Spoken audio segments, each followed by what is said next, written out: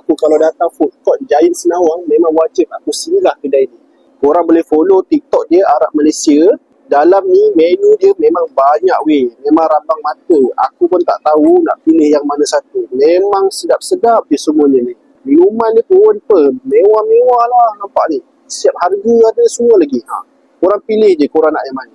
Nak buah-buahan pun ada. Ke depan saya ni semuanya best seller Kita try ayam dengan nasi. Dia punya nasi tu memang lembut weh. Dia tak kering sangat, dia tak basah sangat. Dia memang light-light je. Lepas tu aku suka dia punya ayam tu.